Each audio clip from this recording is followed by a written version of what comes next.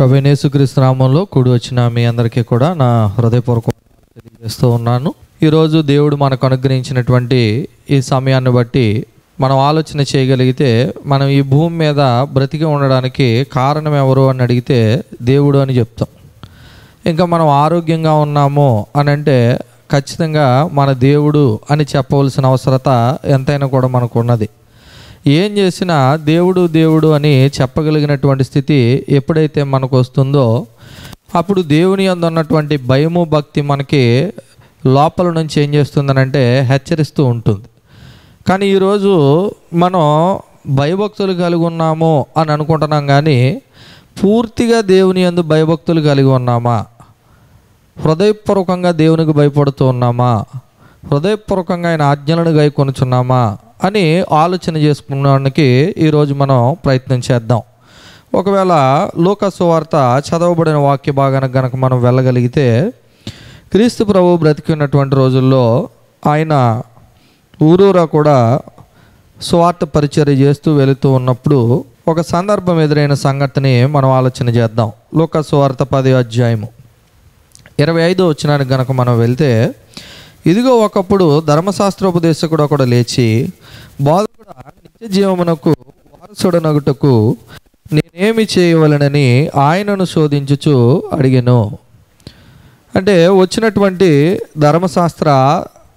ధర్మశాస్త్రోపదేశకుడు, ధర్మశాస్త్రాన్ని ఉపదేశించేటటువంటి వ్యక్తి, ఆయన ఏమని అడుగుతున్నాడు క్రీస్తు ప్రభువుని?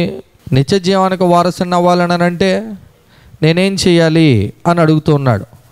ఒకవేళ కనుక మీరు ఇదే ప్రశ్నను కూడా మనం చూడాలని అంటే మార్కు సువార్త 10వ అధ్యాయము 17వ వచనంలో కూడా ఒక యవనస్తుడు కూడా అడిగినటువంటి సందర్భాన్ని మనం చూడవచ్చు. 10వ అధ్యాయము 17వ వచనంలో కూడా త్రోవను వెలుచు ఉన్నప్పుడు ఆయన దగ్గరకు వచ్చి ఆసక్తితో అడుగుతూ ఉంటాడు, సద్బోధకుడా, నిత్య జీవమునకు వారసునగుటకు నేనేం చెయ్యాలి అని. వాస్తవంగా దేవుని దగ్గరికి మనం ఏ ఉద్దేశంతో వస్తున్నామో మనం అందరం కూడా ఆలోచన చేసుకోవాల్సిన అవసరం మనకి ఉంది. అయితే విషయం ఏమిటి అని అంటే, వీళ్ళు మంచి ప్రశ్నే వేశారు కానీ మంచి నిర్ణయాలు తీసుకోలేదు. ప్రశ్న మంచిదే, కానీ చివరికి వచ్చేసరికి ముగింపు ఎట్లా ఉంటుంది అని అంటే పాజిటివ్గా ప్రశ్న ఉంటుంది, జీవితం ఏమో నెగిటివ్గా ఉంటుంది. ఈరోజు మన జీవితాలు కూడా ఒకవేళ కనుక మనం మనుషులందరి ముందు కూడా మనం ఎట్లా కనబడతామో, దేవునికి ఎట్లా కనబడతాం అనేది మనల్ని మనం పరిశీలన చేసుకోవాల్సినటువంటి విషయం. ఎందుకు అని అంటే మన కార్యాలన్నిటిని బట్టి ఒకరోజు దేవుడు ఏం చేస్తాడనంటే తీర్పు తీరుస్తాడు అనే విషయాన్ని మనం కనుక గమనించగలిగితే ఆ దాన్ని బట్టి కూడా మనకు భయం కలగాలి. ఒకవేళ కనుక మనం కిందకి వెళ్ళి చూడగలిగితే చెప్తూ ఉంటాడు, నిత్య జీవనకు వారసునగుటకు నేనేమి చేయవలనని ఆయనను శోధించుచు. అంటే తెలుసుకోవాలనే ఉద్దేశం ఆయనకి లేదు. ఈరోజు కూడా చాలామంది సొసైటీలో కనుక మీరు చూడగలిగితే చాలామంది బైబిల్ని చదువుతున్నటువంటి ఉద్దేశం ఏమిటి అని అంటే ఏమైనా సరే ఈ బైబిల్ని తప్పు పట్టాలనే ఉద్దేశంతో వాళ్ళ తప్పుడు వ్యాఖ్యానాలతో దీనిని నింపేస్తూ ఉన్నారు. కానీ వాస్తవంగా కనుక మనం పరిశీలన చేయగలిగితే ఖచ్చితంగా దేవుని యొక్క వాక్యం మనకి తెలియజేసేది ఏమిటి అని అంటే ఈ బైబిల్ దగ్గర ఏ గ్రంథము కూడా నిలబడలేదనేది వాస్తవం. ఒకవేళ ఈరోజు చెప్పే మెసేజ్ని బట్టి అయినా కూడా అసలు ఇలాంటి విలువలు కలిగినటువంటి జీవితము ఎవరికైనా జీవించగలిగి ఇలా ఉండమని చెప్పిన గ్రంథాలు ఏమైనా ఉన్నాయా లేదా అనేది మనం కూడా పరిశీలన చేయొచ్చు, తప్పేమీ కాదు.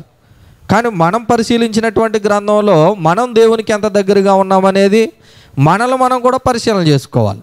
ఒకసారి మనం చూడగలిగితే 26వ వచనంలో అంటాడు, అందుకు ఆయన, ధర్మశాస్త్రం అందు ఏమి వ్రాయబడి ఉన్నది, నీవేమి చదువుచున్నావని అతనిని అడుగగా. ఎందుకు అడిగాడు ఈ ప్రశ్న అంటే, ఎవరైనా ధర్మశాస్త్రాన్ని ఉపదేశించేవాడు కాబట్టి ధర్మశాస్త్రం అందు ఏముంది, ఏం చదువుతున్నావని మళ్ళా తిరిగి ఏం చేశాడు, ప్రశ్న అడిగాడు, శోధించుతూ అడిగాడు, ఇంకోలా అడిగాడు. అడిగిన వెంటనే క్రీస్తు ప్రభు ఆయనకి ఏం చేయలేదు, సమాధానం చెప్పలేదు. ఏమని చెప్పాడు అని అంటే, అసలు నువ్వేం చదువుతున్నావు అంటే నువ్వెంతవరకు గ్రహించావు అనేది కూడా ఆయన చూస్తూ ఉంటాడా? చూస్తాడు. ఈరోజు కూడా మనం దేవుణ్ణి నమ్మాం, ఎంతవరకు నమ్మామనేది మనకు తెలుసు, ఎవరికి తెలుసు? దేవునికి తెలుసు.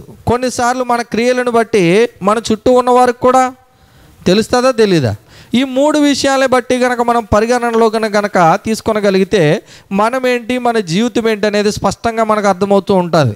ఒకవేళ కనుక మనం చూడగలిగితే ఆయన ఇచ్చిన సమాధానం ఏముంటుందనంటే, 27వ వచనం, అతడు నీ దేవుడైన ప్రభువును నీ పూర్ణ హృదయముతోనూ నీ పూర్ణ మనసుతోనూ నీ పూర్ణ ఆత్మతోనూ నీ పూర్ణ వివేకముతోనూ ప్రేమింపవలననియు నిన్ను వలె నీ పొరుగువానిని ప్రేమింపవలననియు వ్రాయబడి ఉన్నదని చెప్పాను. చాలా స్పష్టంగా చెప్పాడు. నీ దేవుడిని ప్రేమించాలి, నీ పొరుగువాడిని ప్రేమించాలి. విషయం ఏమిటి అనంటే పూర్ణ హృదయముతో పూర్ణ వివేకముతో నీ దేవుడిని ఏం చేయాలి? ప్రేమించాలి. వాస్తవంగా మనం ఏమనుకుంటున్నాం అనంటే మీరు దేవుడిని ప్రేమిస్తున్నారా అనే ప్రశ్న కనుక అడిగితే ఎవరైనా సరే నేను ప్రేమించట్లేదని చెప్తారా?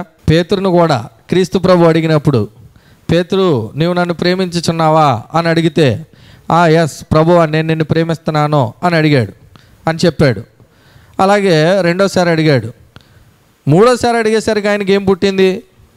విసుగు పుట్టింది. మనల్ని కూడా పదే పదే కనుక అడిగామనుకోండి, ఏంటి దేవుని ప్రేమిస్తున్నారా, మీ జీవితం ఏంటి అని ఒకసారి పరిశీలన చేసుకోండి అంటే మనకు కూడా ఒకవేళ విసుగు పుట్టొచ్చేమో. కానీ ఆయన కోరుకునేది ఏంటనంటే ఆయన అనుకున్నట్లుగా ఆయన్ని ప్రేమిస్తున్నామా లేదా అని మనల్ని ఏం చేస్తూ ఉన్నాడు? ఆయన పరిశీలిస్తున్నాడా లేదా?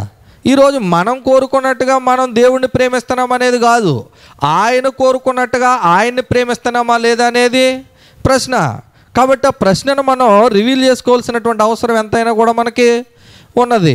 ఒకసారి కనుక 2వ దినవృత్తాంతముల గ్రంథం 25వ అధ్యాయానికి కనుక మనం వెళ్ళగలిగితే ఇక్కడ యూదా రాజ్యాన్ని పరిపాలించినటువంటి 9వ రాజు అమజ్యా మనకి కనబడుతూ ఉంటాడు. ఈ అమజ్యా సింహాసనాన్ని ఎక్కి పరిపాలించేటప్పటికి 25 సంవత్సరాల వయసు కలిగినటువంటి వ్యక్తిగా మనకి కనబడుతూ ఉంటాడు. ఒకసారి కనుక మనం 2వ దినవృత్తాంతముల గ్రంథం 25వ అధ్యాయము 1వ వచనం నుంచి కనుక మనం చదవగలిగితే దేవుని యొక్క వాక్యం విధంగా సెలవిస్తూ ఉంది. అమజ్యా ఏలన ఆరంభించినప్పుడు 25 ఏండ్ల వాడే 29 సంవత్సరంలో యెరూషలేములో ఏలేను. 25 సంవత్సరాల వయసులో ఏం చేశాడు? సింహాసనాన్ని అధిష్ఠించాడు. 29 సంవత్సరాల రాజ్యాన్ని పరిపాలించాడు. ఒక రకంగా 25 + 29 అంటే 54 ఇయర్స్, అంతేనా? 54 సంవత్సరాల వరకు అతని జీవితం మనకి కనబడుతుందనే విషయం స్పష్టంగా మనకు అర్థమవుతుంది. అయితే విషయం ఏమిటి అంటే ప్రతిదీ కూడా బైబిల్లో మనకి ఆ వ్యక్తి ఎవరు, ఏమిటి, ఆయన జీవితం అనేది స్పష్టంగా మనకి తెలియజేస్తూ ఉంటాడు. ఇక్కడ ఒక రాజు జీవితాన్ని తెలియజేస్తూ ఉన్నాడు. ఆ రాజు యొక్క జీవితం ఎట్లా ఉందనేది మనకు కనబడుతూ ఉంటుంది. 2వ వచనం కనుక మనం చూడగలిగితే అతడు యెహోవా దృష్టికి యథార్థముగా ప్రవర్తించిన కానీ పూర్ణ హృదయముతో ఆయనను అనుసరింపలేదు. ఏమన్నా అర్థమైందా? ఏం అర్థమైందని అంటే మళ్ళీ మనల్ని మనం చదువుకుంటే అర్థమవుతుంది. 2వ వచనం యథార్థముగా ఆయన ఏం చేశాడు? 2వ వచనం మళ్ళీ చదువుదాం చూడండి. అతడు యెహోవా దృష్టికి యథార్థముగా ప్రవర్తించను కానీ పూర్ణ హృదయముతో ఆయన ఏం చేయలేదు. ఇదేంటిది? 2 విభిన్నమైనటువంటి పరిస్థితులు మనకి అతని జీవితంలో కనబడుతున్నాయి. యథార్థంగా ప్రవర్తించాడంటాడు, పూర్ణ హృదయంతో ఆయన ఏం చేయలేదు, అనుసరించలేదు అని అంటాడు. ఎట్లా సాధ్యం ఇది? ఒక యథార్థవర్తనుడు పూర్ణ హృదయంతో కలిగి ఉంటాడా లేదా అనేది ఏమన్నా అర్థమవుతుందా మనకి? యోబు ఎట్లాంటి వాడు అంటే యథార్థవంతుడు అనే విషయం మనకి కనబడుతూ ఉంటుంది, అంతే కదా? ఇప్పుడు ఆయన ఏదన్నా పొరపాటు చేశాడా లేదా అని అడిగితే ఏం చెప్తాం మనం? ఒక యథార్థవంతుడు చేయగలడా లేదా అని అంటే ఎస్ఆర్ నో అని అంటే లేడు, చేయడు, ఖచ్చితంగా చేయడు అని మనం అనుకుంటాం. కానీ ఇక్కడ రాజు జీవితాన్ని కనుక మనం ఆలోచిస్తే ఆయన జీవితం ఏంటి, ఆయన పరిస్థితి ఏంటి అనేది ముందుకు వెళ్ళి చదివితే ఇక్కడ చెబుతూ ఉంటారు. చూడండి 3వ వచనం. రాజ్యము తనకు స్థిరమైనప్పుడు అతడు రాజైన తన తండ్రిని చంపిన రాజసేవకులను చంపించాను. ఏం చేశాడు? రాజు అయిన తర్వాత తన తండ్రిని ఎవరైతే చంపారో వాళ్ళందరినీ కూడా ఏం చేశాడనంటే చంపేశాడు. తర్వాత వచనం కనుక చూస్తే ఆశ్చర్యం వేస్తుంది మనకి. 4వ వచనం. అయితే తండ్రులు పిల్లల కొరకునో పిల్లలు తండ్రుల కొరకునో చావకూడదు, ప్రతి మనిషి తన పాపము కొరకు తానే చావవలెనని మోషే గ్రంథమందు ధర్మశాస్త్రమందు వ్రాయబడి ఉన్న యెహోవా ఆజ్ఞను బట్టి అతడు వారి పిల్లలను చంపక మానెను. ఏం చేశాడు? ధర్మశాస్త్రం అందు ఏం వ్రాయబడి ఉందంట? చక్కగా చెప్పుకుంటా వెళ్తే కథలాగా వినుకుంటా పోవచ్చు. ధర్మశాస్త్రం అందు ఏం వ్రాయబడిందో దాని ప్రకారం చేశాడు. విషయం ఏంటి అని అంటే తండ్రిని చంపిన వాళ్ళందరినీ చంపాడు, వాళ్ళ పిల్లల్ని వదిలేశాడు. ఎందుకు వదిలేశాడు అని అంటే మీకు ఆయన ఆ విషయంలో ఆయన యథార్థత మీకు కనబడుతుందా? తండ్రిని చంపిన వాళ్ళని మాత్రం చంపాడు, కానీ పిల్లల్ని వదిలేశాడు. దేన్ని బట్టి అని అంటే ద్వితీయోపదేశకాండం 24:16 చదువుదాం చూడండి. ద్వితీయోపదేశకాండం మోషే గ్రంథంలో ఉంది అని అన్నాడు కదా. ద్వితీయోపదేశకాండం 24 గనక మనం వెళ్ళగలిగితే 16 దేవుని యొక్క వాక్యం ఈ విధంగా తెలియజేస్తూ ఉంది. అసలు ఏం రాయబడింది ద్వితీయోపదేశకాండంలో అనేది? కుమారుల దోషమును బట్టి తండ్రులకు మరణ శిక్ష విధింపకూడదు, తండ్రుల దోషమును బట్టి కుమారులకు మరణ శిక్ష విధింపకూడదు, ఎవరి పాపము నిమిత్తము వాడే మరణ శిక్ష నొందును. అంటే ధర్మశాస్త్రంలో ఏముంది? ఎవడ పాపాన్ని బట్టి వాడికి ఏం చేయాలి? శిక్ష విధించాలి. కానీ వాళ్ళ పిల్లలకి తండ్రులను బట్టి పాపాన్ని విధించకూడదు, శిక్షను విధించకూడదు. అలాగే పిల్లలు బట్టి తండ్రులకి ఏం చేయకూడదు? శిక్ష అనేది విధించకూడదు. ఇంతవరకు యథార్థంగా ఉన్నాడు ఈయన, ఇంతవరకు యథార్థంగా ఉన్నాడు, చాలా పర్ఫెక్ట్గా ఫాలో అవుతూ ఉన్నాడు. అయితే కిందకి వెళ్ళి చదివినట్లయితే కనుక 2వ దినవృత్తాంతాల గ్రంథం 25 ఒకవేళ అతను ధర్మశాస్త్రాన్ని అంతటినీ చదివాడా అని చదివాడనే విషయం మనకు బాగా అర్థమవుతుంది. అనుసరిస్తున్నాడా లేదా అని ఖచ్చితంగా అనుసరించాలనే విషయాన్ని ఆయన కలిగి ఉన్నాడనే విషయం మనకు అర్థమవుతూ ఉంటుంది. కానీ పర్టికులర్ సిచ్యువేషన్ వచ్చేసరికి ఆ హృదయం ఎటు లాగబడితే అటు వెళ్ళిపోయింది అనుకోండి, ఇంకా అక్కడతోట జీవితం ఏమైపోద్ది? ముగిసిపోద్దా? ఖచ్చితంగా ముగిసిపోద్ది. ఒకవేళ కనుక మనం చూడగలిగితే 5వ వచనంలో చెప్తూ ఉంటాడు, అమజ్యా యూదా వారిని అందరినీ సమకూర్చి యోధా దేశం అంతటను బెన్యామీనీల దేశం అంతటను వారి వారి పితరుల ఎండ్లను బట్టి సహస్రాధిపతులను శతాధిపతులను నియమించెను. అతడు 20 సంవత్సరములు మొదలుకొని అంతకు పైప్రాయము గల వారిని లెక్కింపగా ఈటెను డాళ్లను పట్టుకుని యుద్ధమునకు పోదగినట్టు యోధులు 3 లక్షల మంది కనబడరి. అంటే అతని ఆర్మీ అంతా 3 లక్షలు. వాస్తవంగా కొన్నిసార్లు మన బలాలు చూసుకున్నాం అనుకోండి, మనలో మనకేం కలుగుతుంది? గర్వం వస్తుందా రాదా? మీకు నెబుకద్నెజర్ చూడండి, ఈ పట్టణాన్ని కట్టించాను కదా అని తనలో తాను ఏం చేస్తూ ఉన్నాడు అని అంటే ఆలోచించుకుని హృదయ గర్వాన్ని బట్టి నడుస్తూ ఉన్నాడు. నాశనానికి ముందేమో నడుస్తుంది. ఇప్పుడు ఈ 3 లక్షల మందిని బట్టి ఇంతమంది సైన్యం ఉన్నది అనగానే లోపల ఒక రకమైన ఇది ఉంటుందా ఉండదా? అలాంటి ఆలోచన ఏమైనా నేను గుండు ఉంటుందా? 3 లక్షల సైన్యం చిన్న విషయం ఏమి కాదు. ఒక ఆర్మీ 3 లక్షల మంది అని అంటే చిన్న విషయం ఏమి కూడా కాదు. ఇంకా కనుక మనం చూడగలిగితే 6వ వచనం, మరియు అతడు ఇజ్రాయేలు వారిలో నుండి 1,00,000 మంది పరాక్రమశాలులను 200 మణుగుల వెండికి కుదుర్చెను. 200 మణుగుల వెండిచి ఇజ్రాయేల్ రాజ్యంలో ఉన్నటువంటి యోధులైన వారిని కూడా మళ్ళీ ఏం చేశాడు? తన ఆర్మీలోకి తెచ్చుకున్నాడు. అంటే ఎంతమంది అక్కడికి? 4 లక్షల మంది. మీకు ఒకవేళ కనుక ఆలోచన చేయాలని అంటే అతను ఆర్థికంగా బలంగా ఉన్నాడు, ఇంకా చెప్పుకోవాలని అంటే సైన్యం పరంగా కూడా బలంగా ఉన్నాడు. ఇంకా రాజ్యంలో ఇంతకు మించి కొదువేమైనా ఉంటుందా? ఏ రాజ్యానికైనా మీకు ఫైనాన్షియల్, మిలిటరీ ఈ 2 కనుక ఎప్పుడైతే బలపడతాయో దేశం ఏమవుతుందని అంటే ముందుకు వెళ్తూ ఉంటుంది. ఎప్పుడైతే 2 పతనం అయిపోతాయో దేశం మొత్తం నాశనం అయిపోతూ ఉంటుంది. మీరు యుగాండా లాంటి కంట్రీస్ని కనుక చూడగలిగితే ప్రభుత్వాలు ఉండాలంటే ఉంటాయి, కానీ పరిపాలన వాళ్ళు ఏం చేయరని అంటే చేయనివ్వరు. ఎందుకనంటే అక్కడ ఉండే మాఫియా ఏం చేయదనని అంటే వాళ్ళ పరిపాలన చేయనివ్వదు, వాళ్ళకి నచ్చినట్టుగా చేసుకుంటుంది. ప్రభుత్వం ఉంటుంది అంతే ఉండడానికి. ఇక్కడ అలాంటి పరిస్థితి కాదు. అంటే ఒక రకంగా ఇంత దీవించాడు అని అంటే దేవుడిచ్చిన భాగ్యమేనా కాదా? ఇంకా కనుక మనం చూడగలిగితే 7వ వచనంలో మనకు తెలియజేస్తూ ఉంటాడు, దైవజనుడైన ఒకడు అతని వద్దకు వచ్చి, రాజా, ఇజ్రాయేలు వారి సైన్యమును నీతో కూడా తీసుకొని పోవద్దు. యెహోవా ఇజ్రాయేలు వారికి ఎఫ్రామీయులలో ఎవరికి తోడుగా ఉండడు. అలాగు పోవాలనని నీకున్న ఎడల పొమ్ము, యుద్ధము బలముగా చేసినను దేవుడు నీ శత్రువు ఎదుట నిన్ను కూల్చును, నిలువబెట్టుటయు పడవేయటయు దేవుని వశమే కదా అని ప్రకటింపగా. ఇప్పుడు 200 మణుగుల వెండి ఏం చేశాడు? సైన్యాన్ని కొనుక్కున్నాడు. ఇప్పుడు వాళ్ళతో కలిసి కనుక నువ్వేమన్నా యుద్ధానికి వెళ్ళావా, ఖచ్చితంగా నువ్వు ఓడిపోతావని చెప్పేసి ఒక దైవజనుడు వచ్చి ఆయనకి తెలియజేశాడు. ఇప్పుడు అంత వాల్యుబుల్ డబ్బు ఇచ్చి అంతమందిని తెచ్చుకుని ఆర్మీలో పెట్టుకున్న తర్వాత ఈ 1,00,000 మందిని పక్కన పెట్టే అని అన్నాడు అని అంటే ఒక రకంగా ఎలా ఉంటుంది? 1,00,000 మంది సైన్యం ఎంత పెట్టుకున్నాడంట? 200 మంది. 3 లక్షల మంది సరిపోక మళ్ళీ ఇజ్రాయేల్ సైన్యంలో నుంచి కూడా ఏం చేశాడనంటే 1,00,000 మందిని తెచ్చుకొని తన ఆర్మీలో చేర్చుకున్నటువంటి పరిస్థితి. అయితే ఇంకా కనుక మనం చూడగలిగితే 8వ వచనంలో చెప్తాడు, అలాగు పోవులనని నీకున్న ఎడలా పొమ్ము, యుద్ధము బలముగా చేసినను దేవుడు నీ శత్రువుల ఎదుట నిన్ను కూల్చును, నిలవబెట్టుటయో పడవేయుటయో దేవుని వశమే కదా అని ప్రకటింపగా. నిలవబెట్టాలన్నా పడవేయాలన్నా ఎవరి చేతిలో ఉంది? దేవుని చేతిలో ఉంది. అయితే ఆలోచన చేసుకోవాల్సింది ఎవరు? అమజ్యా. నువ్వు తీసుకెళ్ళాలా తీసుకువెళ్ళకూడదు? ఎవరు ఆలోచన చేయాలి? ఇప్పుడు అమజ్యా ఆలోచన చేయాలి. ఇప్పుడు ఆలోచన అనేది ఎక్కడ మొదలవుద్ది? హృదయంలో మొదలవుద్ది. ఈ హృదయంలో ఎప్పుడైతే మొదలైందో దాని కార్యక్రమాలన్నీ దేని ద్వారా జరిగిస్తుంది? ఈ శరీరం ద్వారా. అంతేనా కాదా? బాగా చెప్పాలని అంటే ఈ నోటి ద్వారా. ఇప్పుడు వెంటనే నోరు తెరిచి ఆయన ఏమంటున్నాడు చూడండి ఒక్కసారి. 9వ వచనం, అమజ్యా దైవజనుని చూచి, ఇజ్రాయేలు వారి సైన్యమునకు నేను ఇచ్చిన 200 మణుగుల వెండికి ఏమి చేసేదనని అడిగినందుకు, దీనికంటే మరి అధికముగా యెహోవా నీకు ఇయ్యగలడని ఆ దైవజనుడు ప్రత్యుత్తరం ఇచ్చాను. ఎంత ఇచ్చాను నేను? 200 మణుగులు ఇచ్చి 1,00,000 మందిని కొన్నాను. ఇప్పుడు వీళ్ళందరినీ తీసి నువ్వేం చేయమన్నావు?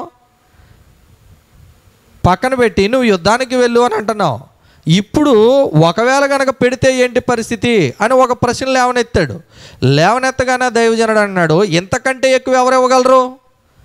నీ దేవుడు ఇవ్వగలడని ఏం చేశాడు? ఆయన ప్రత్యుత్తరం ఇచ్చాడు. ఇచ్చాడు కానీ నమ్మబుద్ధి అవుతుందా నమ్మబుద్ధి కాదా? ఎంత ఇన్వెస్ట్మెంట్ పెట్టేసిన తర్వాత ఏం చేసుకోగలం ఇదంతా అనే ఆలోచన లోపల రన్ అవుదా? 10వ వచనానికి వెళ్దాం చూడండి. అప్పుడు అమజ్యా ఎఫ్రాయిములలో నుండి తన యొద్దకు వచ్చిన సైన్యమును వేరుపరచి మీ ఇండ్లకు తిరిగి వెళ్ళుడని వారికి సెలవిచ్చాను. ఏం చేశాడు? ఇక్కడ కూడా అమజ్యా చేసిన పొరపాటు ఏమైనా కనబడుతుందా మీకు? అమజ్యా యథార్థంగా ప్రవర్తించాడు కానీ హృదయపూర్వకంగా దేవుడిని ఏం చేయలేదు, అనుసరించలేదు అని అంటున్నాడు కదా. దైవజనుడు వచ్చాడు, ఇదిగో ఇలా చేయమంటున్నాడు దేవుడు, ఎఫ్రాయిముల్లో నువ్వు ఎవరిని తీసుకెళ్ళొద్దు, పక్కన పెట్టే అంటే ఇప్పుడు ఏం చేశాడు? తన ఆలోచన ఏమన్నా మారిందా? ఏ దైవజనుడైతే వచ్చి ఆ మాట తెలియజేశాడో ఆ మాటకి విధేయత చూపించాడా లేదా? ఎప్పుడైనా మనిషి యొక్క దీవెనకు కారణం ఏది అని అంటే విధేయత. ఆ లోబడే తత్వం ఏ మనిషిలో ఉంటుందో వాళ్ళని దేవుడు ఎప్పుడు ఏం చేస్తూ ఉంటాడు?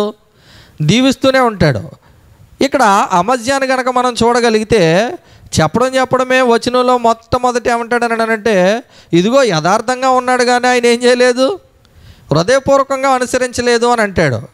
ఎట్లా సాధ్యం అవుతుంది ఇది అని అంటే కనుక మీరు ఆయన జీవితం అంతా ఇలా చూస్తే ఏంటి ఇంత చక్కగా ఉన్నాడు కదా, ఏంటి అనుసరించలేకపోవడానికి ఏంటి ఈయనకి సమస్య అని అనిపించవచ్చు. కానీ 11వ వచనం చూడండి చెప్తున్నాడు, అంతటా అమజ్యా ధైర్యం తెచ్చుకుని తన జనులతో కూడా బయలుదేరి ఉప్పు పల్లపు స్థలమునకు పోయి షేయూరు వారిలో 10,000 మందిని హతము చేసెను. ప్రాణముతోనున్న మరి 10,000 మందిని యోధావారు చెరపట్టుకుని వారిని ఒక పేటు మీదికి తీసుకొని పోయి ఆ పేటు మీద నుండి వారిని పడవేయగా వారు తుత్తునీలైపోయారు. అయితే తనతో కూడా యుద్ధమునకు రావద్దని అమజ్యా తిరిగి పంపివేసిన సైనికులు షోమ్రోను మొదలుకొని బేత్హోరోను వరకు ఉన్న యోధా పట్టణముల మీద పడి వారిలో 3,000 మందిని హతము చేసి విస్తారమైన కొల్ల సొమ్ము పట్టుకొని పోయిరి. ఏం చేశాడు? వద్దు అని తిరిగి వెళ్ళిపోండి అని అంటే తిరిగి వెళ్ళిపోమన్న వాళ్ళకి ఏమొచ్చింది? కోపం వచ్చింది. ఇదిగో దైవజనుడు వచ్చి చెప్పాడు విషయం ఇది అంటే ఏం చేయాలి వాళ్ళు? ఇంకా చెప్పుకోవాలంటే ఏం చేయాలి? 200 మాకే ఇచ్చి లాభమే కదా అనుకుని వాళ్ళు ఏం చేయాలి? తిరిగి వెళ్ళిపోవాలి. కానీ వాళ్ళకేమొచ్చిందో తెలియదు. కోపం వచ్చి వెళ్ళేటప్పుడు 3,000 మందిని చంపుకుని అక్కడ ఉన్న కొల్ల సొమ్ము అంతా పట్టుకుని వెళ్ళిపోయారు.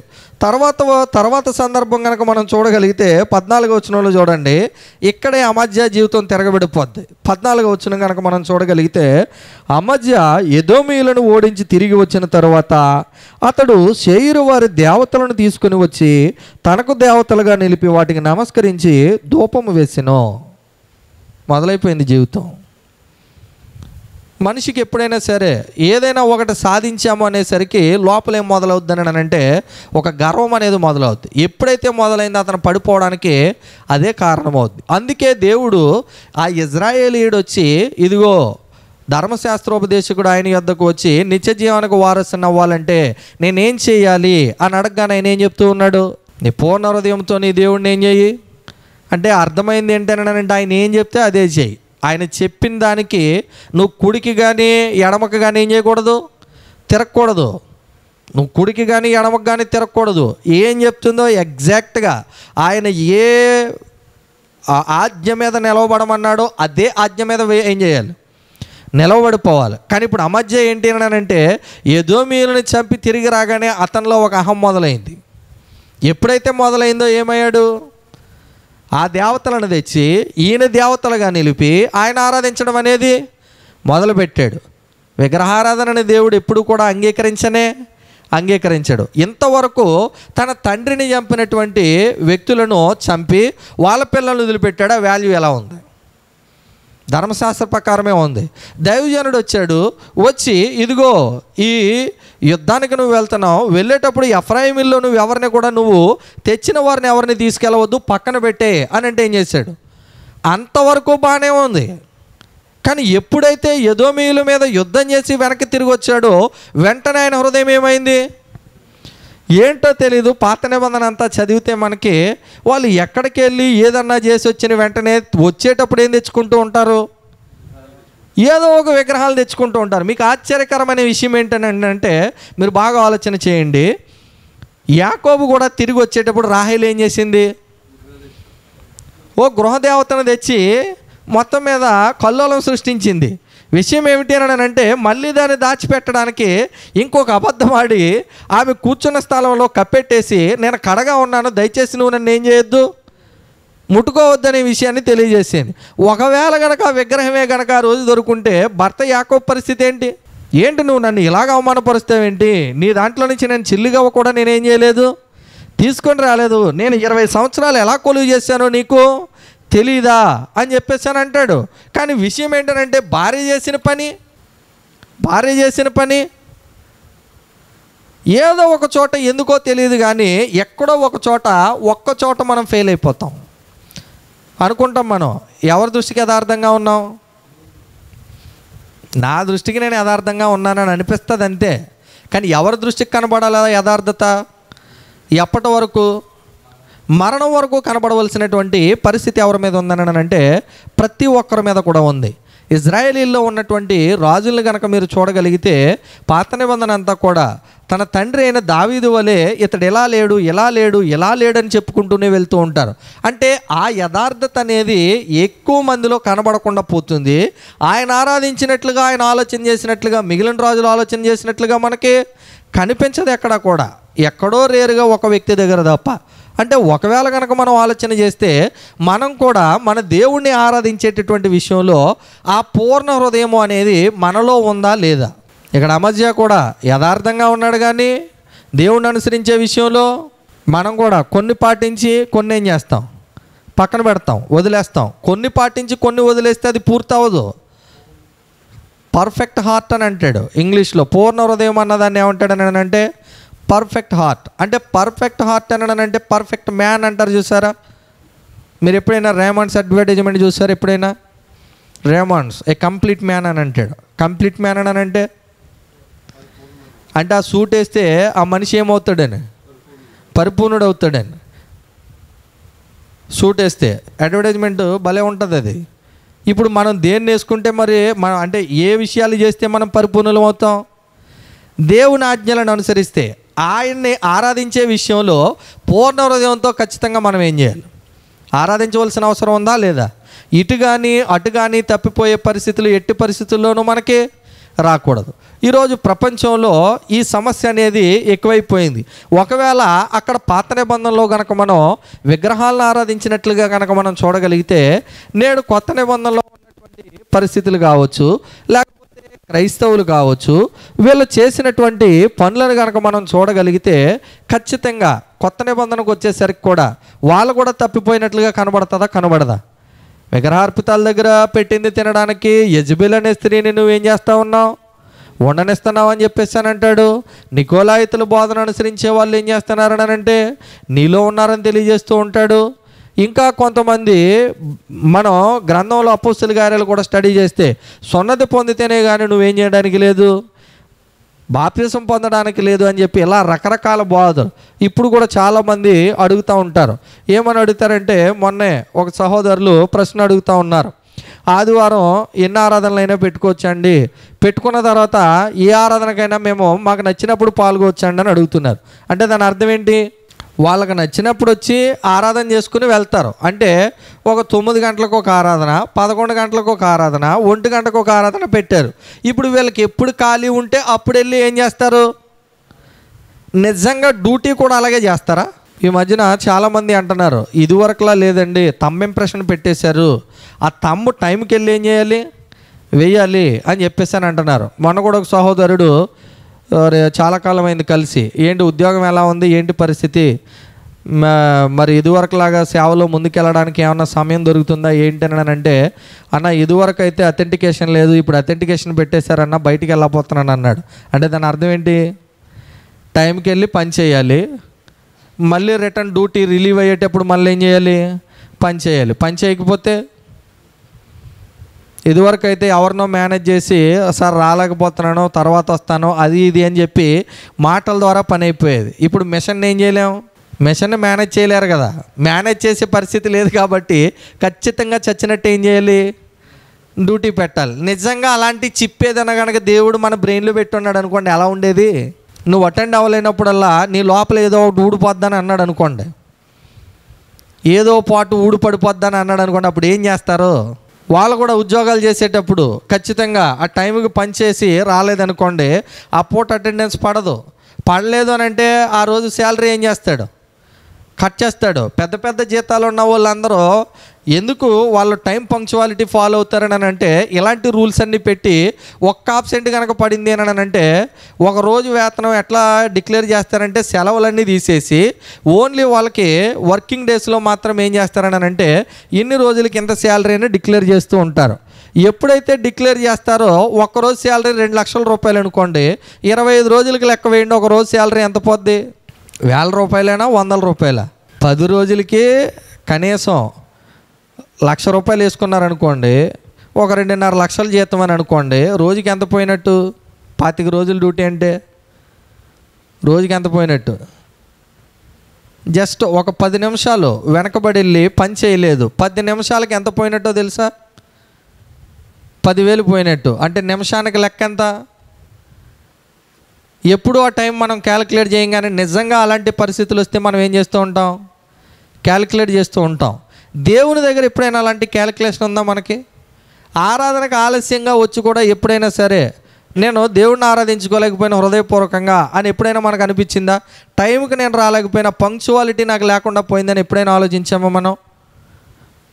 మన కూడా బ్రదర్ అడుగుతూ ఉన్నాడు, బ్రదరు ప్రార్థన అయిపోయింది, పాటలు అయిపోయింది, వాక్యం అయిపోయింది, ప్రభురాత్రి భోజనానికి వస్తే నా ఆరాధన ఫుల్ఫిల్ అవుద్దా అని అడుగుతున్నాడు. ఎట్లా ఫుల్ఫిల్ అవుద్ది? మనకు అర్థం కావట్లేదు. అది నువ్వు ఖచ్చితంగా పూర్ణ హృదయంతో నీ దేవుడిని ఆరాధించాలని అంటే నీ మనసు అంతా ఎక్కడ రన్ అవ్వాలి? నీ దేవుని దగ్గరే ఉండాలి. ఆ ఆలోచన అంతా కూడా ఆ సమయము ఆ రోజు మీద గడుపుతూ ఉండాలి. మీరు ఎప్పుడైనా సరే పిల్లల్ని చూడండి, సెలవు ఎప్పుడైనా వస్తుందని అంటే వీళ్ళ వారం రోజుల ముందు నుంచే మైండ్ అంతా దేని మీద ప్రిపేర్ అవుద్ది. ఇంకా సెలవులో కూడా వీళ్ళ ఇంటి పక్కన ఏమైనా కార్యక్రమాలు జరుగుతూ ఉన్నాయనుకోండి, దానికి అటెండ్ అవ్వడానికి ఏం చేస్తారు? మీకు విచిత్రమైన విషయం చెప్పనా, ఇంకా కరెక్ట్గా నెల 15 రోజులు ఆగితే వేసవి సెలవులు వస్తాయి.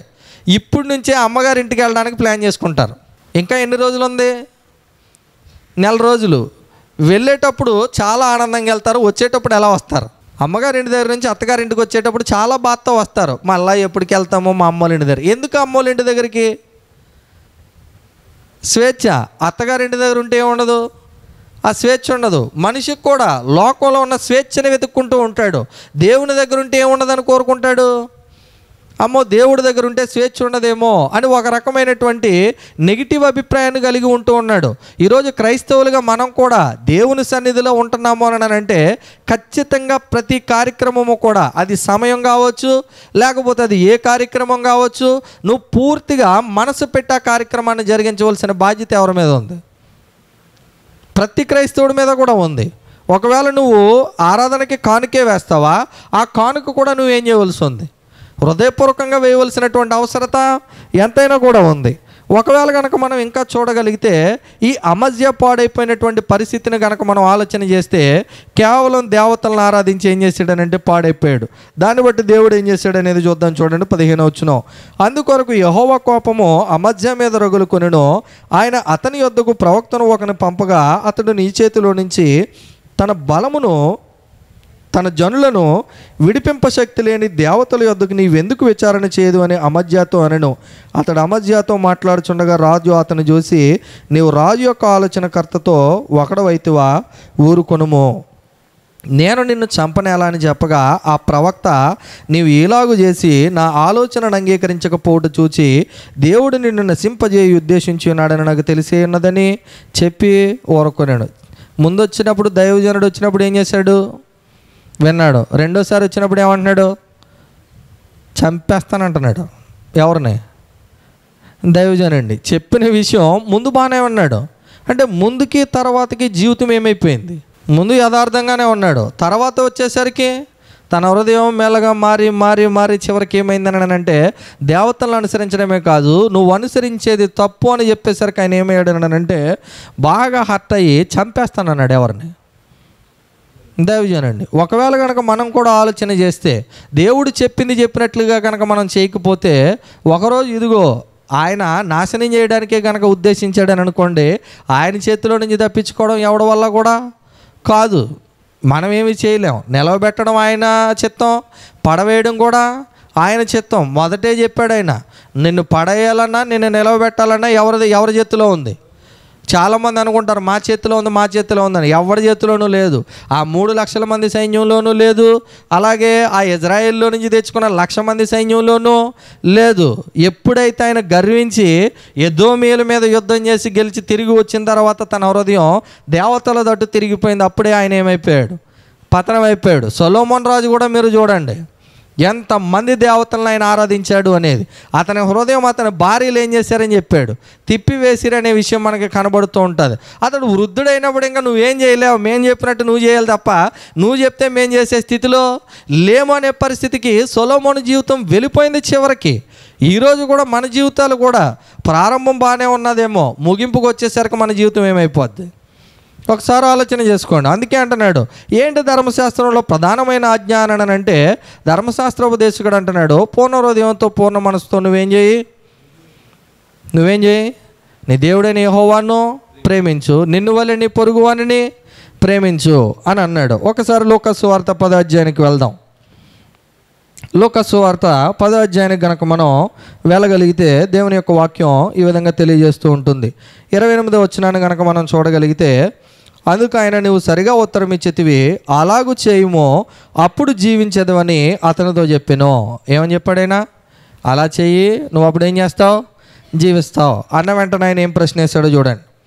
అయితే తాను నీతిమంతుడైనట్టు కనపరుచుకొనగోరి అతడు అవును కానీ నా పొరుగువాడెవడని యేసును ఎంతకేం చేశాడు? మళ్ళీ నువ్వు చెప్పేదంతా బాగానే అర్థమైంది కానీ ఎంతకీ నా పొరుగువాడు ఎవడు? ఓకే, ఇప్పుడు ఆయన అడగడం కాదు, నేను ఒక్కసారి అడుగుతున్నాను, అసలు మన పొరుగువాడు ఎవడు?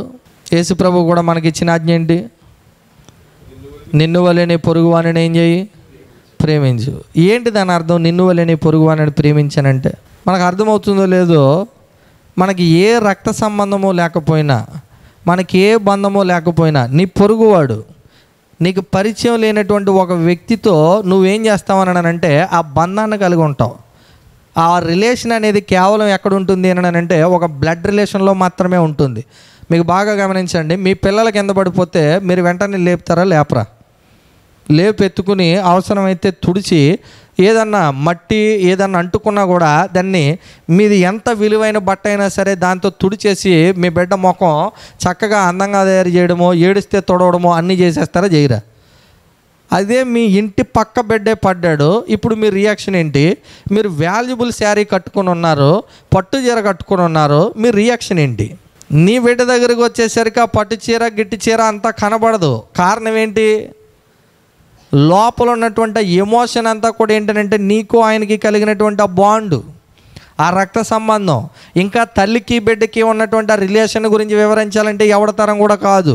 ఇంక్లూడింగ్ క్రీస్తు ప్రభువు కూడా సిలువలో మరణిస్తున్నప్పుడు మరియ అక్కడ నిలవబడి ఆమె ఏడ్చిన రోదన ఎంత ఉంటుంది?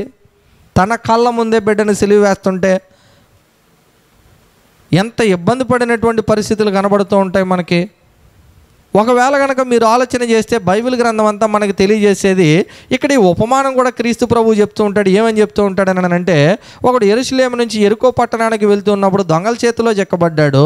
వాడు ఏమయ్యాడని అంటే, గాయాలతో పడి రోడ్డు పక్కన ఉన్నాడు. అటు నుంచే ఎవరు వెళ్ళారు? ఒక లేవీయుడు వెళ్ళాడు. అటుపక్క నుంచే ఒక యాజకుడు వెళ్ళాడు. అటుపక్క నుంచే ఒక సమరయుడు వెళ్ళాడు.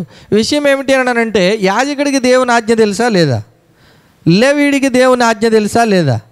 ఇప్పుడు సమరయుడికి తెలుసా అంటే అర్థమవుతుందో లేదో, ఇద్దరు అన్నోన్ పర్సన్స్ మధ్యన బిల్డ్ అయినటువంటి బాండు. నీ పొరుగువాడు ఎవడు అని అంటే అతను నీకు తెలియాల్సిన అవసరం ఏమీ కూడా నీకు లేదు. తోటి మానవుడిగా నువ్వు వాడికి ఏం చేయొచ్చానని అంటే సహాయం చేయాలి, మేలు చేయాలి అనేటువంటి ఆలోచన నీ లోపల పెట్టింది ఎవరనంటే దేవుడు. ఇంకా చెప్పుకోవాలనంటే ఆ ఆలోచనని బలపరిచింది ఎవరనంటే ప్రభువైన క్రీస్తు. ఈ లోకానికి వచ్చి ఆయన బోధ చేయడమే కాదు, ఆయన ప్రాణం పెట్టి మరి ఏం చేస్తున్నాడు అనంటే, ఆయన మీ నిమిత్తము ప్రాణము పెట్టాను కనుక మీ సహోదరుల నిమిత్తం కూడా మీరు ఏం చేయండి అన్నాడు. ప్రాణము పెట్టబద్దులై ఉన్నారు అని చెప్పేసి అని అంటున్నాడు. ఆయన చేయకుండా చెప్పలేదు, చేసి మరీ చెప్పాడు. ఈరోజు మనం ఏ ఆజ్ఞను అనుసరించినా మనం ఫుల్ఫిల్గా అనుసరిస్తున్నామని అనుకుంటున్నాం. లేదు, ఖచ్చితంగా మనలో ఆజ్ఞలు అనుసరించడంలో ఏముంది? లోపం ఉంది. ఆ లోపాన్ని సరిదిద్దుకోవాల్సిన బాధ్యత ఎవరి మీద ఉంది? మన మీదే ఉంది. నిజంగా హృదయపూర్వకంగా మనం ఆలోచించేటటువంటి స్థితిలో ఉన్నామా లేదని మనల్ని మనం ఏం చేయాలి?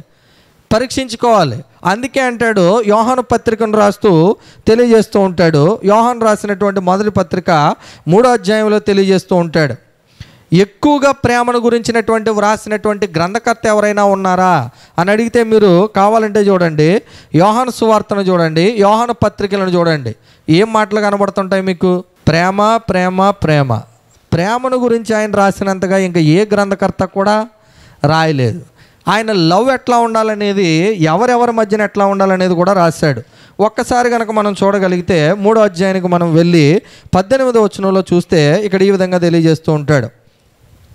చిన్నపిల్లలారా, మాటతోనూ నాలుకతోనూ కాక క్రియతోనూ సత్యముతోనూ ప్రేమింతుము. నా చిన్నపిల్లలారా, మాటతోనూ నాలుకతోనూ కాక దేనితో తెలియచేయాలి? క్రియతోనూ సత్యముతోనూ ఏం చేయాలి? తెలియచేయాలి. క్రియతోనూ సత్యముతోనూ ఏం తెలియజేయాలి? ప్రేమని. ఎంతమంది తెలియజేస్తారు? ఈరోజు ఎవరన్నా చనిపోయారు అనుకోండి, మనం వెళ్ళి ఓదార్చేది మాటలతోట, క్రియలతోట? క్రియలతోటి అంటే మమ్మల్ని కూడా వెళ్ళి అందులో పడుకోమంటారా ఏంటని అనకండి. ఇదివరకటి రోజుల్లో కనుక మీరు ఎప్పుడైనా కానీ ఎవరైనా చనిపోతే కుటుంబం దగ్గర నలుగురు చేరి వాళ్ళకి తినకపోతే కూడా ఏం చేసేవారని అంటే దగ్గరుండి తినిపించేవారు.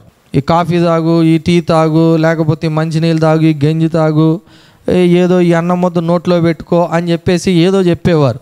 ఈవేళ ఎవరున్నారు? పరిస్థితి ఎంత ఘోరం అయిపోయిందని అంటే మంది చచ్చిన కాడ కూడా ఎప్పుడు బర్యాలు చేస్తారో చెప్పండి, టైంకి వచ్చి అక్కడ పాల్గొంటామంటున్నారు. అంటే దాని అర్థం ఏంటి? ఆ ఇంటి దగ్గర కూడా కాసేపు ఉండేటటువంటి స్థితి వాళ్ళకి లేదు. చివరికి ఎక్కడనంటే చావులో కూడా లేదు. ఈరోజు మనం అనుకుంటున్నాం బతుకున్నప్పుడే లేదని. బతుకున్నప్పుడే కాదు, చచ్చిన తర్వాత కూడా ఈ ప్రేమ అనేది ఆ మనుషుల మధ్యన లేదు అని అంటే మీరు ఆలోచన చేయండి. ఆదరణ కోరుకునేటటువంటి ఒక సమయం అది. నువ్వు ఖచ్చితంగా నీ క్రియను చూపించవలసినటువంటి టైం అది. ఇంకా మీరు బాగా గమనించాలని అంటే ఇది అంతా మనకేం తెలియజేస్తుంది అని అంటే కష్టంలో ఉన్నటువంటి ఒక సహోదరుడికి నీ సహాయం అవసరం. ఇప్పుడు మీరు చూడండి, ఆ సమరయుడు ఆ దొంగల చేతిలో చిక్కబడిన వ్యక్తికి సహాయం చేశాడు కదా. ఎట్లా చేశాడో సహాయం? నువ్వెవడవో నాకు తెలీదు, అయినా కానీ నిన్ను అక్కడ జాయిన్ చేశాను. నేను తిరిగి వచ్చేటప్పటికి నీ వాళ్ళు ఎవరున్నారో వాళ్ళందరికీ కౌరు పెట్టి నేను ఇచ్చిన డబ్బుకి డబుల్ ఇచ్చి నన్ను పంపించన్నాడు. మరి ఏమన్నాడు? ఇదిగో ఇచ్చి వెళ్తున్నాను, ఒకవేళ కనుక సరిపోకపోతే నేను మళ్ళీ రిటర్న్లో వస్తాను, ఎంత అయిందో చెప్పండి, నేను ఆ బిల్లు మళ్ళీ ఏం చేస్తాను మీకు పే చేసేస్తాను అన్నాడు. అన్నాడా లేదా? దీన్ని ఏమంటారు? ఇప్పుడు ఏం ఆశించలేదు. మీకు అర్థమైందో లేదో, ఈరోజు మన ప్రేమ ఏం చేస్తూ ఉంటుంది? ఆశిస్తుంది. ఆశించేది ఎప్పుడు కూడా ఏది కాదు, ప్రేమ కాదు. ఇలాగే ఒక ఇద్దరు సహోదరులు, క్రైస్తవ సహోదరులకి డిస్కషన్ వస్తే వాళ్ళకి ఏదో మొత్తం మీద ఒకరికొకరు అవసరమైన దాని మీద ఉంటే, నిన్ను వలే నీ పొరుగు వాడిని ప్రేమించమన్నాడు, నీకు అసలు ప్రేమే లేదు, నాకేం పెట్టట్లేదు అని అన్నాడట. అంటే అవతల ఆయన ఏమన్నాడంటే తెలుసా, నీ పొరుగు అనేది ఏది ఆశించొద్దని అదే ప్రభువు చెప్పాడు అన్నాడంట. వాక్యం ఎక్కువైపోతే తలతక్కేలాగే ఉంటుంది. అంటే నీ కష్టం ఏదో నీ బాధ ఏదో తెలియకోకుండా నువ్వు అనవసరమైన మాటలు జారవలసిన పని ఏమీ కూడా లేదు. ఒకవేళ కష్టాన్ని చూసి కనుక మనం ఆ వ్యక్తికి కనుక సహాయమే చేయలేదనుకోండి, రేపు దేవుడు లెక్క అడుగుతాడా? అడగడా? రెండో రకాల్లో ఆయన అడుగుతుంది ఏంటి, నేను ఆకలిగా ఉన్నాను, దప్పిగా ఉన్నాను, చెరసాల్లో ఉన్నాను, బట్టలు లేకుండా ఉన్నాను అంటే ఆహారం లేక, లేకపోతే వస్త్రాలు లేక, సరైన నీడ్స్ లేక ఆయన ఈ లోకంలో బ్రతుకుతూ ఉంటే నీ కళ్ళు చూస్తూనే ఉన్నాయి కానీ ఎప్పుడు ఆదరించాలన్న మనసు నీకు. అదే పరిస్థితి ఒక ధనవంతుడు చేశాడు ఒక లాజరు పట్ల. అలా చేయడాన్ని బట్టి ఆయన ఎక్కడికి వెళ్ళాడు? వేదనకరమైన స్థలానికి. ఒకరోజు మనం కూడా ఈ ఫుల్ఫిల్మెంట్ కనుక ఈ భూమి మీద జరగకపోతే, రెండే ఆజ్ఞలు పర్ఫెక్ట్గా కనుక మనం చేయకపోతే, నిన్ను వల్లే నీ దేవుణ్ణి పూర్ణ హృదయంతో నువ్వేం చేయి, నువ్వు పూర్ణాత్మతో నీ పూర్ణ వివేకంతో ఆరాధించు, నిన్ను వల్లే నీ పొరుగు వారిని ప్రేమించు. ఈ రెండాటిలో కనుక మనం ఫెయిల్ అయితే చాలు, మొత్తం ఇంకా ఆజ్ఞలన్నీ ఎగిరిపోయినట్టే. కానీ మనం అనుకుంటూ ఉన్నాం, ఏముంది ఆదివారం ఆరాధన అంటే పర్ఫెక్ట్గా చేస్తాం, పాటలు పాడతాం, వాక్యం వింటాం, ఇంకేం చేస్తాం, ప్రార్థనలో ఆమేనంటే ఆమేనంటాం, ప్రభురాత్రి భోజనం కార్యక్రమం ప్రతి ఆదివారం తీసుకుంటాం, కానుకలు వేస్తాం, ఇంక అసలు నేను చేసే ఆరాధనకి ఏం లేదు, తిరిగి లేదని అనుకుంటాం. ఇలాగే ఒక వ్యక్తి పరిసయుడు సొంకరే ఇద్దరూ కలిసి ఎక్కారు ప్రార్థన చేయడానికి. వారానికి 2 సార్లు ఉపవాసం చేస్తున్నాడు ఆయన. తన జీవనాధారంలో అంతా 10వ వంతు ఇచ్చేస్తున్నాడు. ఒక దొంగలా లేడు, వ్యభిచారిలా లేడు, ఏమీ నాలో లోపం లేదని అంటున్నాడు. అసలైన లోపం ఏముంది ఆయనలో? నాకంటే వీళ్ళందరూ ఎవరు, వీడు పాపాత్ముడు, వీడికంటే నేను చాలా బెటరు. అంతేగాని నేనున్నంత పర్ఫెక్ట్గా ఎవడు? మన పర్ఫెక్షన్ ఎవరి దగ్గర తెలుస్తుంది? దేవుని దగ్గర. హృదయాంతరంగాలు ఎరిగిన వాడు ఎవరు? స్వామి గారు ఇవాళ కొటేషన్ పెట్టాడు, చదివారు లేరు జనాలు. ఏం పెట్టాడు ఆయన? పాతాళము ఆయన దృష్టికి కనబడుతుంది, మనుషుని హృదయం కనబడదు కదా, మరి తేటగా కనబడుతుంది. కొన్ని వచనాలు మనం చదువుతాం కానీ స్కిప్ చేస్తాం. ఒకవేళ కనుక ఆలోచన చేస్తే, అమ్మో మనల్ని తేటగా చూస్తున్నాడంట, జాగ్రత్తగా ఉండాలి అని అప్పుడైనా అనిపిస్తుందా? అనిపించి రిపెంట్ అవ్వాల్సిన పరిస్థితి ఎవరి దగ్గర ఉంది? మన దగ్గర ఉంది. కానీ రిపెంట్ అయ్యే స్థితిలో మనము లేము. ఒకవేళ కనుక మనం ఆలోచన చేసుకుంటే, మన ఆరాధన ఏదో ప్రతి ఆదివారము చేస్తే దేవుని దగ్గరికి వెళ్ళిపోతాం అనుకున్నా, ఏదో మనం అనుకుని ఉడతా భక్తి అని అంటారు కదా, ఏదో నేను చెయ్యనే ఏంటి పుణ్యమా అన్నట్లుగా అనుకుంటే కనుక ఖచ్చితంగా దేవుడు వాటన్నిటినీ కూడా కన్సిడర్ చేసి ఒకరోజు తీర్పులో నిలబెడితే నువ్వు నేను ఆ పర్ఫెక్ట్ హార్ట్ కనుక మనలో కనబడకపోతే ఆయన ఏం చేస్తాడు? కరెక్ట్గా తెలుస్తుంది, తేటగా కనబడుతుందని తెలియజేస్తూ ఉన్నాడు. అంత తేటగా కనబడిన ఆయనకి అమధ్య హృదయాన్ని గురించి నీకు నాకు తెలియదు. ఆయన ఏం చేశాడో గ్రంథంలో రాస్తేనే నీకు నాకు తెలిసింది. ధర్మశాస్త్రోపదేశకుడు వచ్చాడు, అంతా చెప్తే ఎవడు నా సహోదరుడు అంటున్నాడు. ఎవరైనా ధర్మశాస్త్రాన్ని ఉపదేశించేటటువంటి ఒక వ్యక్తి. ఇంకా మీరు గమనించగలిగితే పాత నిబంధనలోనే అంటాడు, నీ దగ్గర పనిచేసే పరదేశీలు ఎవరైతే ఉన్నారో వాళ్ళకి నువ్వేం చేయొద్దనంటే అన్నం పెట్టకుండా, ఆహారం పెట్టకుండా వెనక తీయొద్దని చెప్పేసాను అంటాడు. వాడిని బాధించొద్దు, వాడి కూలి ఏనాడిది ఆనాడు వాడికి ఇచ్చేసే అన్నాడు. ఎందుకు చెప్పాడు?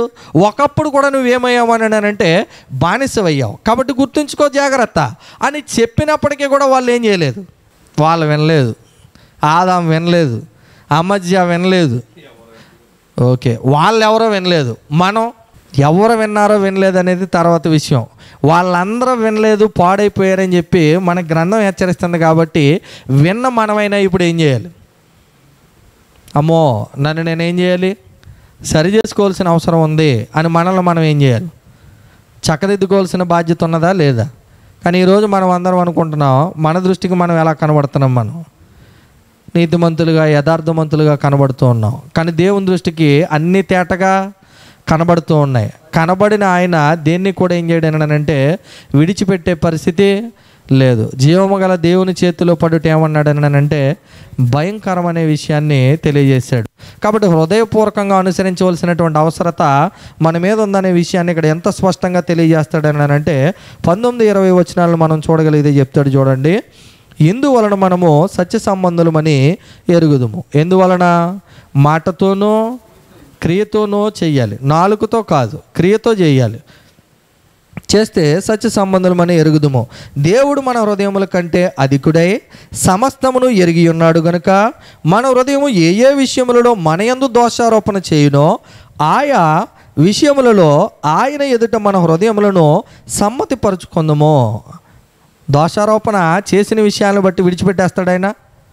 దోషారోపణ ఖచ్చితంగా చేస్తాడు అన్నప్పుడు ఆ దోషాన్ని ఏం చేయాలి? మనం తీసుకోవాల్సిన అవసరం ఉందా లేదా? ఖచ్చితంగా తీసేసుకోవాలి. కిందకు వెళ్ళంటున్నాడు 21. ప్రియులారా, మన హృదయము మన యందు దోషారోపణ చేయని ఎడల దేవుని ఎదుట ధైర్యము గలవారు మగుదుము. మరియు మనం ఆయన ఆజ్ఞలను గైకొనుచు ఆయన దృష్టికి ఇష్టమైనవి చేయుచున్నాము గనుక మనం ఏమి అడిగినను అది ఆయన వలన మనకు దొరుకును. అంటే ఖచ్చితంగా మన హృదయం కనుక దోషారోపణ చేయలేదు అని అంటే మనం దేన్ని అనుసరిస్తామనంటే ఆయన ఆజ్ఞలనే అనుసరిస్తాం. అంటే దోషారోపణ చేసినంతసేపు మనం దేవుని ఆజ్ఞలను ఏం చేయలేం. పర్ఫెక్ట్గా ఉన్నాడా లేదా? ఆ మధ్య మొట్టమొదట్లో తండ్రులనే చంపాడు కానీ పిల్లల్ని చంపలేదు. దైవజనుడు వచ్చాడు, తీసుకెళ్ళొద్దనంటే తీసుకెళ్ళలేదు. తర్వాత వచ్చేటప్పటికి ఏమైపోయింది? మన జీవితం కూడా బాప్తిజం పొందొచ్చిన తొలినాళ్ళల్లో ఎట్లా ఉన్నామో ఇప్పుడు మన జీవితం ఎలా ఉంది అనే విషయం మనం పరిశీలన చేసుకోగలిగితే, మనలో గనక ఏదైనా దోషారోపణ మనల్ని గనక చేస్తూ ఉంటే ఖచ్చితంగా దాన్ని తీసుకోకపోతే ఎవరి ఆజ్ఞలను అనుసరించలేం. అంటే నువ్వు హృదయపూర్వకంగా దేవుని ఆజ్ఞలను అనుసరించలేకపోవడానికి ప్రధానమైన కారణం ఏమిటి అని అంటే నీ దోషమే దేవుని ఆజ్ఞలకు నిన్నేం చేస్తుంది అని అంటే దూరం చేస్తుంది. కాబట్టి ఆ దోషాన్ని తీసుకుంటేనే కానీ హృదయపూర్వకంగా నువ్వు దేవుడిని ఆరాధించలేవు. నువ్వు హృదయపూర్వకంగా అంటే నీ సహోదరుడికి చేయాల్సినటువంటి సహాయము మేలు కూడా నువ్వేం చేయలేవు అని అంటే చేయలేవు. అందుకే ఈ 2 ఆజ్ఞల విషయంలో ఫెయిల్ అయిపోయేటటువంటి పరిస్థితి మనిషికి ప్రధానంగా కనబడుతుంది.